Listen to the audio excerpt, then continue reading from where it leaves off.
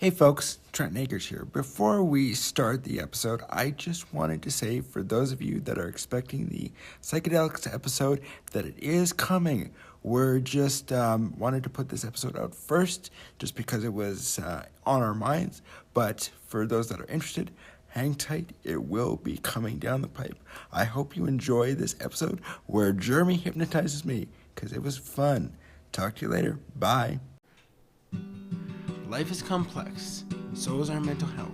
It cannot be understood by diagnosis alone. Our philosophy is treat the person, not the mental illness.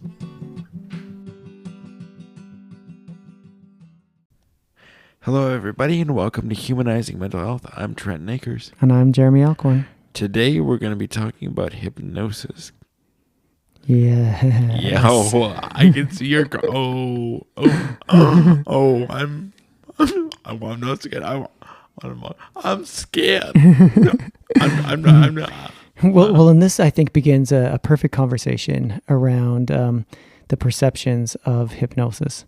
What I found in my practice, one of the populations that I serve is it's a base just outside of Medicine Hat, and there's a British Army unit there, and I provide service to these service members, and I find that the British people that I see are very open to hypnosis. They almost never hesitate. They're just like, let's do it.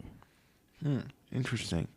I wonder what about hypnosis for the population in general makes it more comforting. Is it because like you're not actually having to share that you're using the internal mechanisms of the mind to heal itself? Yeah, I'm not really sure. I just know that one of the things is because they're so willing that they seem to have very powerful experiences. So let's set this up a little bit. What we're going to do today is we're going to actually have Trent experience hypnosis. We're going to talk about this. And then we're going to pause. We're going to go through the hypnosis process with Trent. And then after it's over, we're going to record the integration of his experience so that you can hear what it was like for Trent. So the big piece when someone is coming in for hypnosis, and often for me, the people aren't actually seeking that specific intervention. I see something and I go, this might be a means through which you can come to some healing. And the first step is to create an informed consent. Mm-hmm.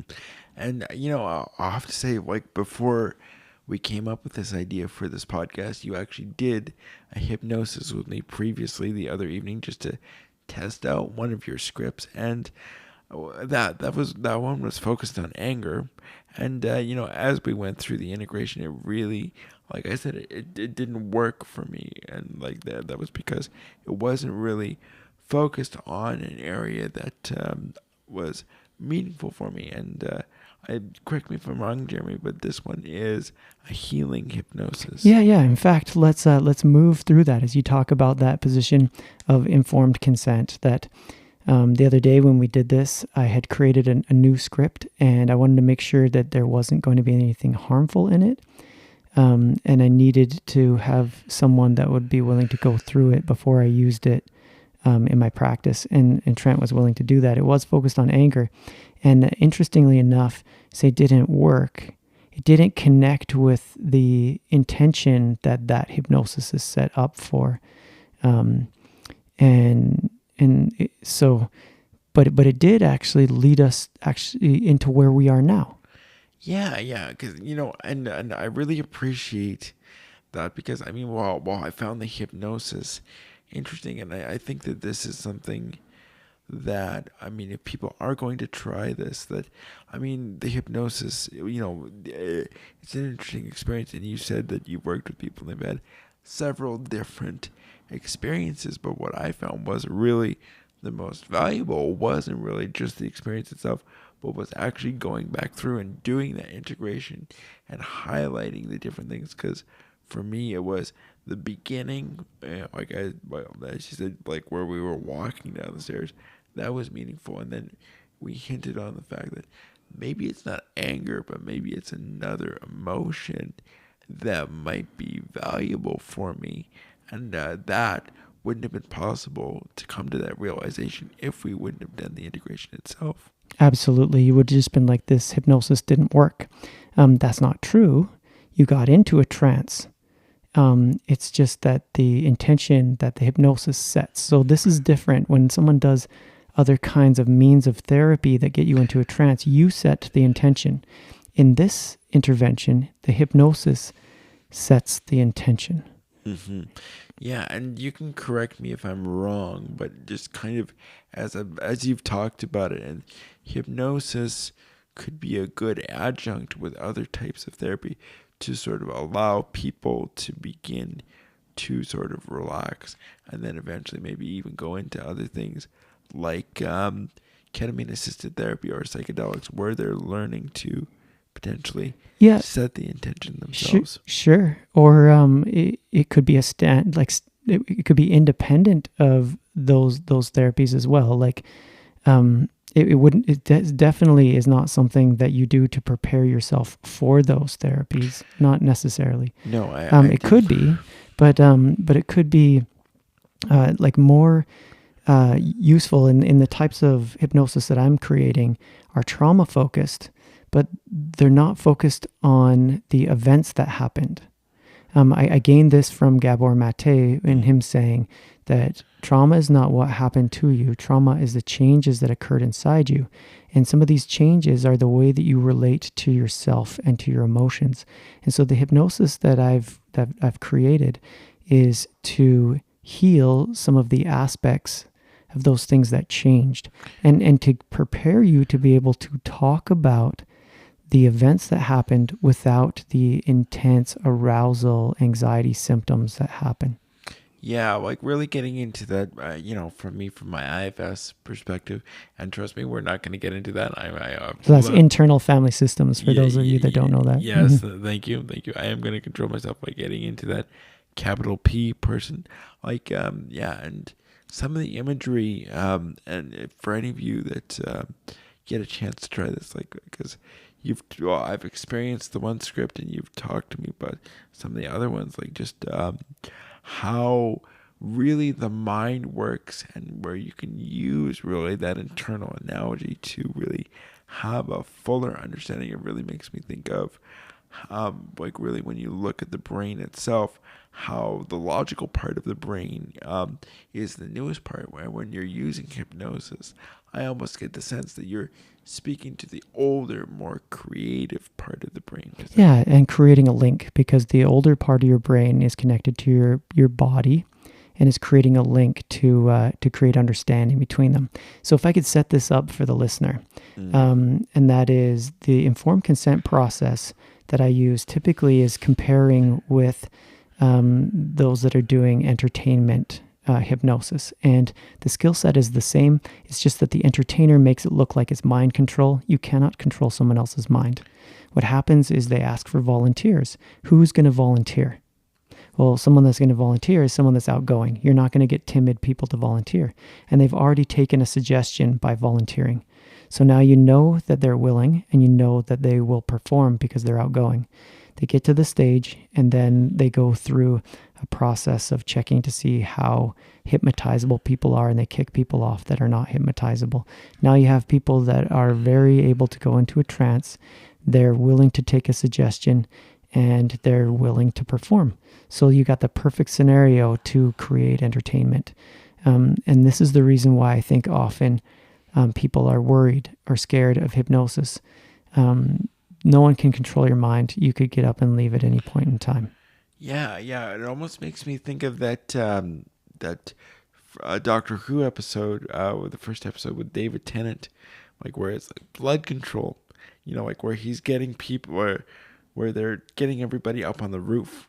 Oh, yeah. And it's like, well, of course well, it's just to scare people, but you can't force people to jump off a roof, because that is basically against their better nature. That's something they wouldn't actually do in real life. Yeah, for sure. What happens is in hypnosis is we try to get someone in a state where they're able to have an experience in this trance. and that it creates a new dynamic for them. And then we integrate that dynamic. So you have an induction that brings someone into the trance state. Then you have the post-hypnotic suggestion that you leave with them, and that they take after they come out. And then you have a reawakening. That's the stages. And so why don't we pause now? And we're going to move into this specific hypnosis. And in this hypnosis that I'd created, after the post-hypnotic suggestion, or the journey part, is an individual gets into this very safe place. And in this safe place, there is a mineral spring, and the minerals have this healing power. And it goes through a process of stabilizing different aspects of that individual. And so why don't we go ahead and experience it, and then we'll pick it up and we'll talk about it after that. Sure. See you on the other side. All right. Well, Trent, welcome back. Oh, thank you. That one was better. Wow. Yeah. We're gonna have quite a conversation, I think. Yeah. So what will happen, and so the listener can understand what this looks like in terms of integration, is I'm gonna ask some very specific questions, and then for the listener to know, I actually have the scripts recorded, which means that I had the ability to be able to watch what was happening from the outside. And so I'll give some commentary as well in that integration.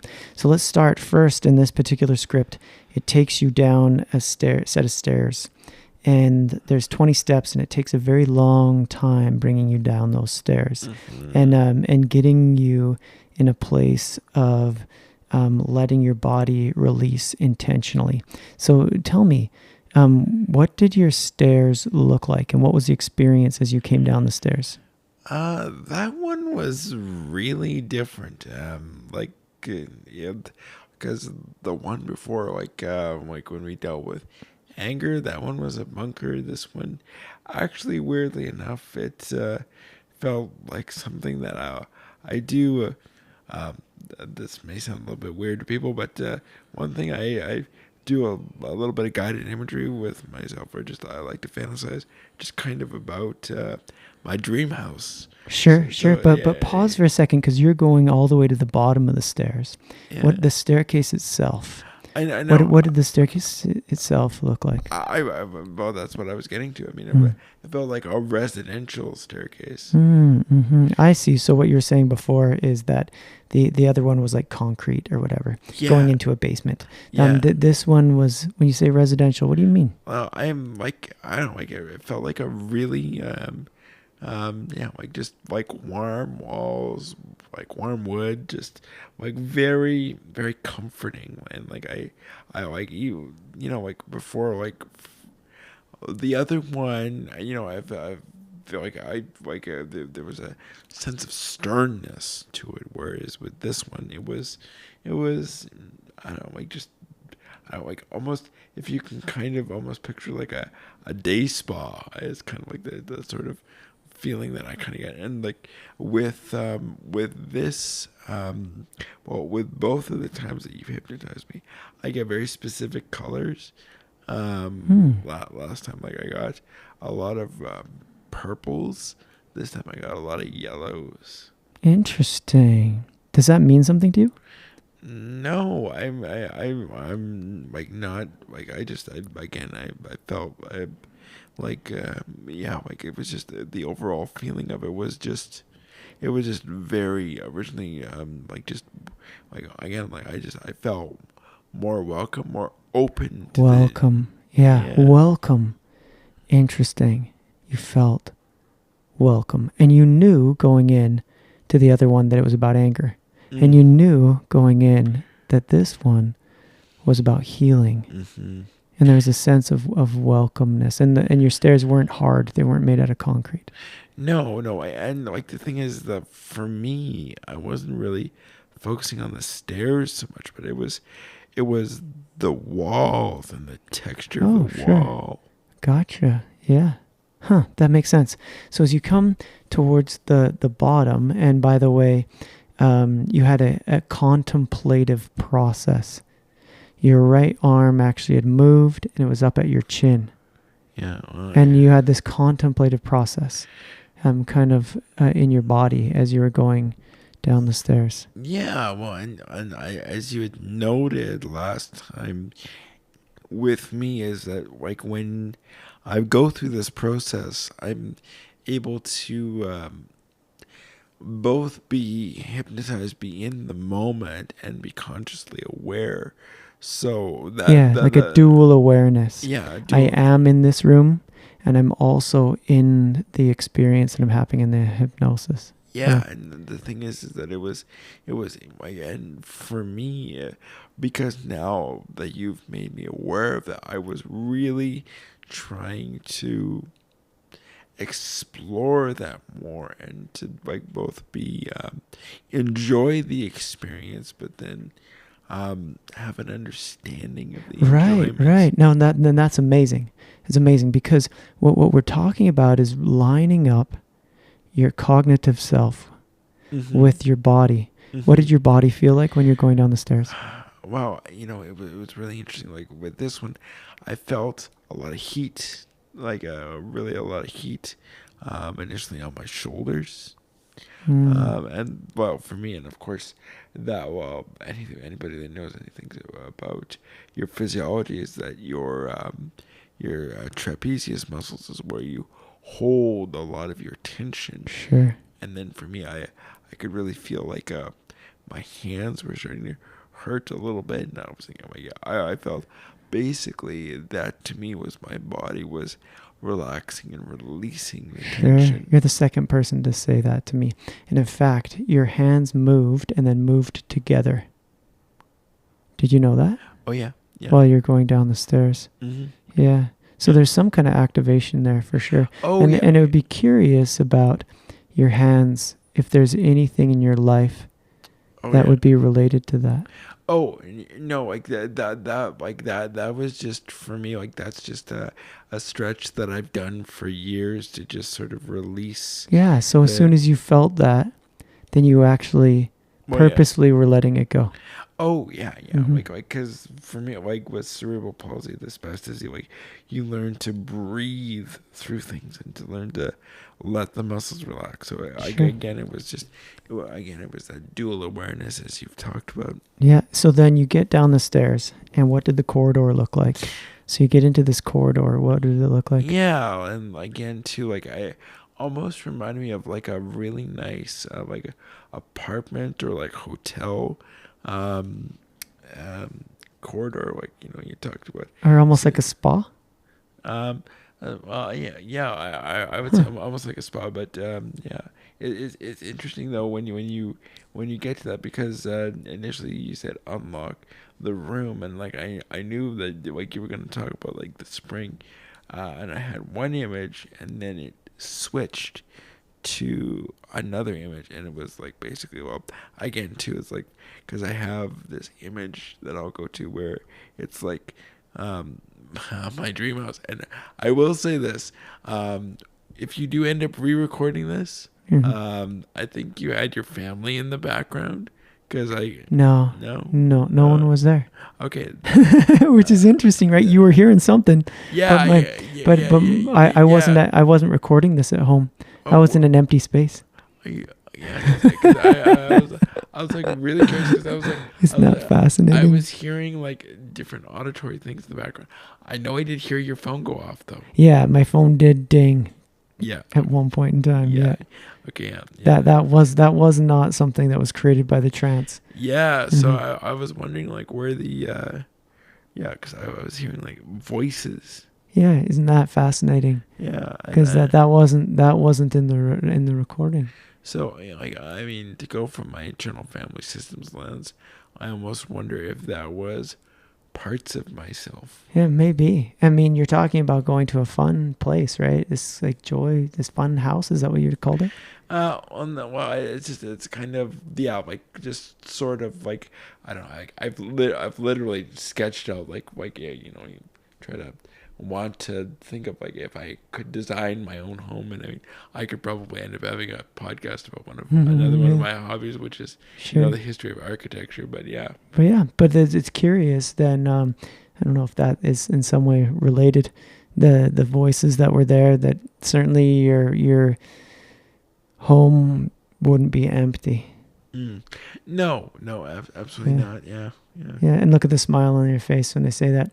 So then you get to the door, it's locked, and you say there's a weight in your pocket, and you have a key. What did your key look like? Actually, it was really interesting that you say that because I just thought of like an old-fashioned like skeleton key, like just a gilded key. And it's interesting because most people say that. I mean, some people come up with all sorts of things, a swipe card, or this was my door to my house, and I had my house key.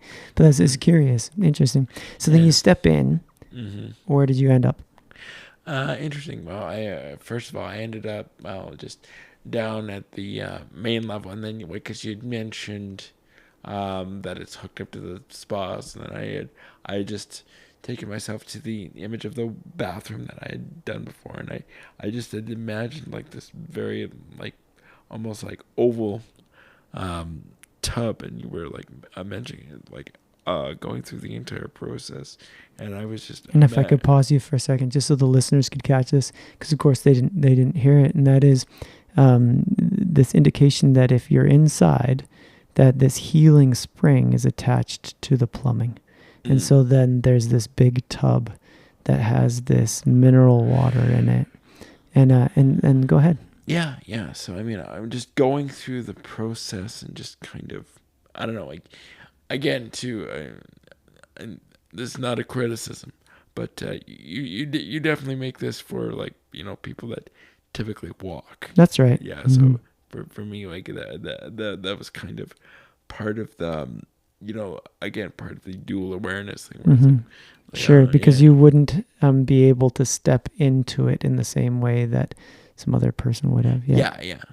So yeah. Because in the hypnosis, it has you slowly move in ankles, then Yeah. So for me, I just modified it for myself just in my head. No Could you feel the water? Yeah. Isn't that amazing? Almost everybody, because in the hypnosis it talks about the water tension, and that's the thing that usually catches people. Like it's that sense of water tension sliding across their skin. Absolutely, and for me, like I don't know, like the one thing that really stood out for me, and it's just I find having a very like a hot shower or hot bath like very relaxing, and that like more so than like just the feeling of the water was the idea of the heat. Yeah, because it indicates, have that feeling, feel the temperature of the water, and how warm did it feel? Like I would say comfortably warm. Like I would say, definitely not tepid, but enough to I would turn me into human soup. And so, during that section on the outside, you gave a big sigh. Interesting. Fascinating. Now, I noticed, well, last time that we did the last hypnosis, you'd mentioned something with my throat. I'm wondering if I made a similar movement as well this time. Yeah. So, in a good point. So, in the process, this hypnosis talks about this warmth running from your forehead across your eyes, through your mouth, and through your jaw. And as soon as that was said, then you wiggled your jaw back and forth. Yeah, and and so it was an immediate cue. Yeah, and for me, like that's because I've done body scanning with a particular app, and like I'll use that quite frequently, and I always remember that because the guy that does the body scanning, he's got a Scottish accent.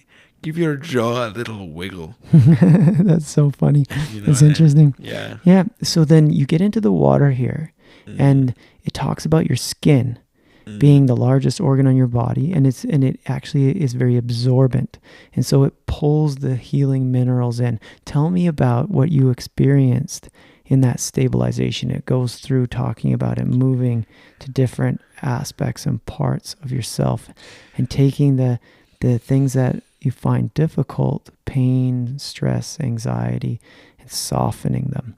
What did you experience?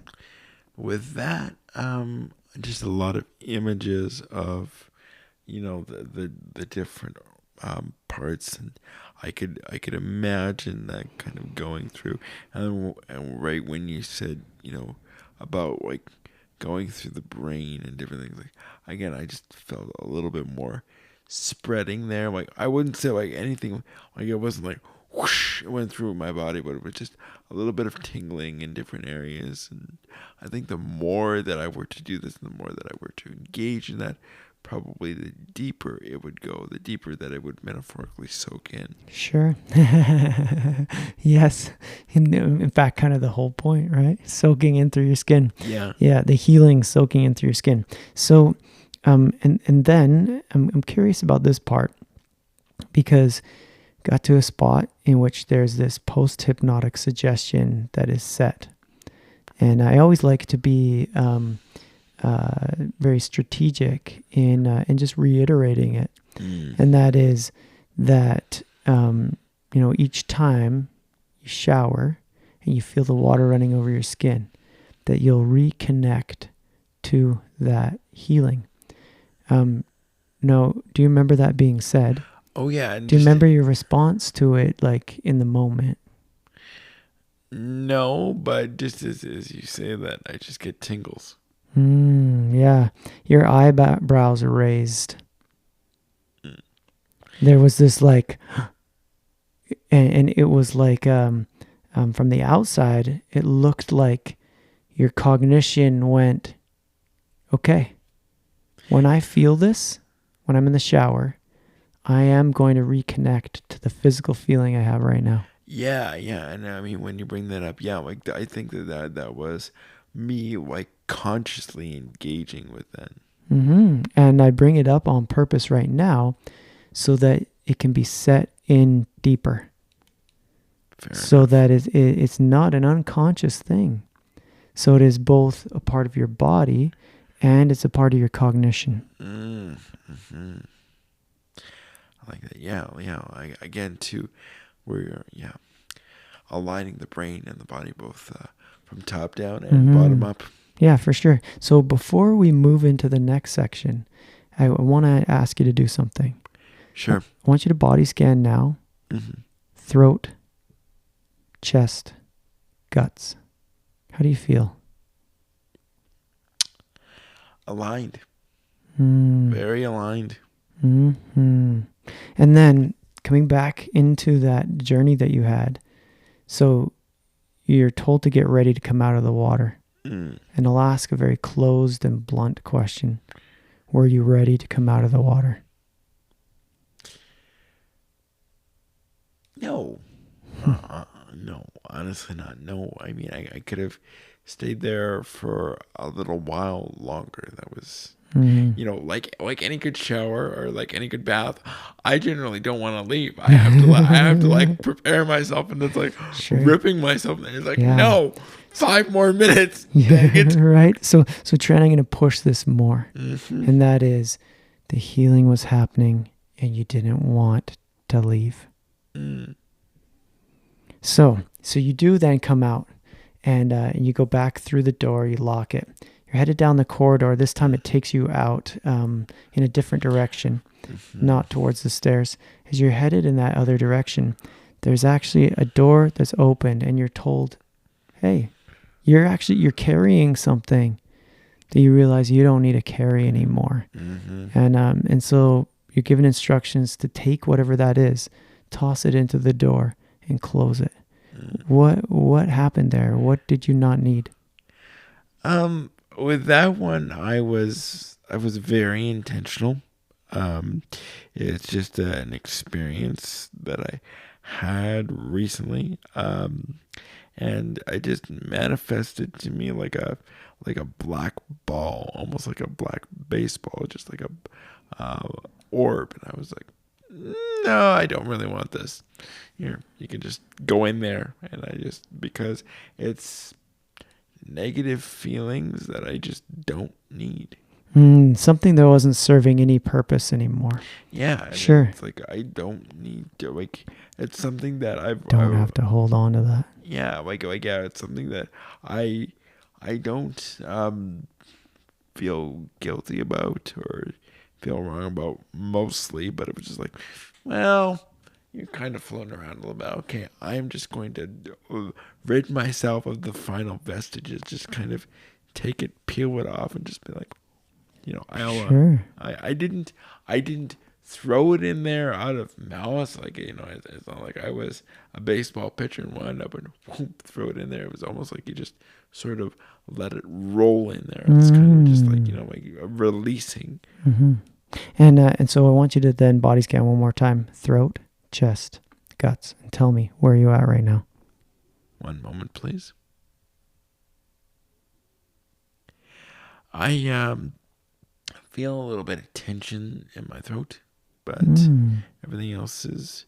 So interesting. So in other words, there is something important about what you let go. Yeah, yeah, and I mean, again, it was just a relationship that ended, and it was not in my choosing it. I needed to release that person and release my responsibility for taking on their emotions. Yeah. So I think that's very useful because you go, all right, I'm able to take that and leave it. And I ask you, the intensity that you feel now versus what you felt before. It's like we don't expect to get rid of everything through this. Is there a diminishment of the intensity that you had felt? On a scale of, I definitely think on a scale of 1 to 10, it was reasonably low before. Like I'd put it at like maybe a 3 or a 4. I would definitely say that it's gone down to like a 2 or a 3. Yeah, so maybe a 10 to 20% improvement. Yeah, that's reasonable. And then you come back out by coming through an elevator. And the elevator moves you back up. And what was your reawakening experience? That one, yeah, like it was like the minute that you said, like come back to the room. Yeah, it was sort of like, like my senses were turned back on. And as you came back to the room, if you could reflect for a moment and just get back into that moment, because I purposefully said, you're going to want to talk, but let's get the mic in front of you first.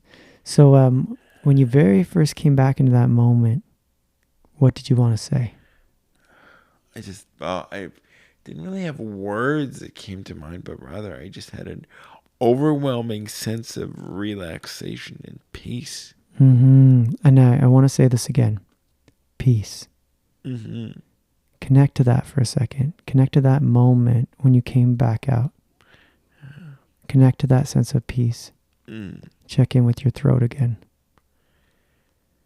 Yeah, it's shifted. It's still there, but it's starting to break up.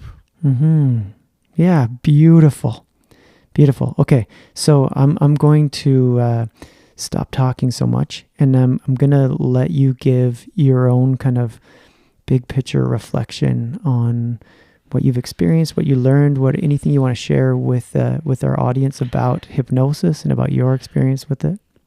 Well, going into hypnosis, like I was skeptical because, of course, I had seen one of those individuals that like you say entertainers, and I'd never really been. I felt really susceptible, but now after going through this a few times, I really see the value in it, and I see how I'm able to access my own internal resources.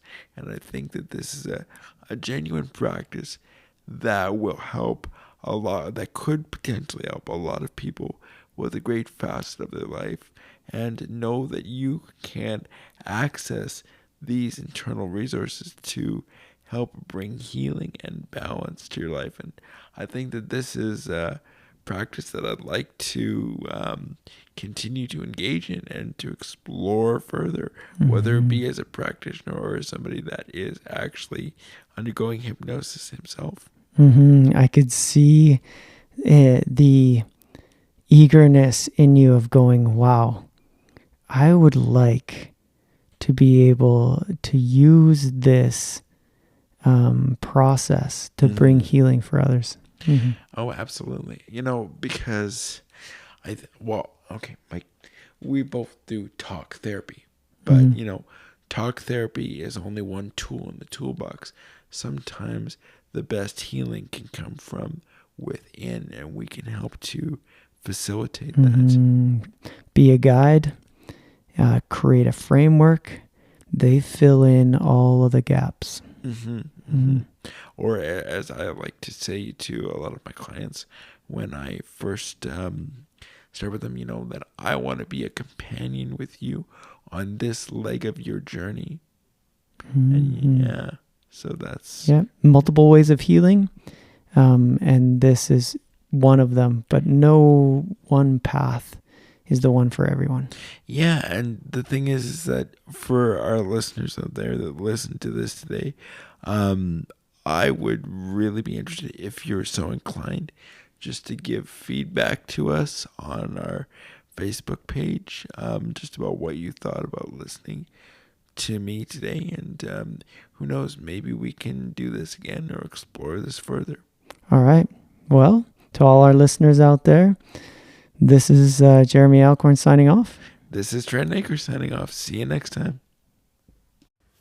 Thank you for joining us today. We hope that this message has been as meaningful to you as it has been to us. If you're looking for help, you can find us on Facebook at Humanizing Mental Health.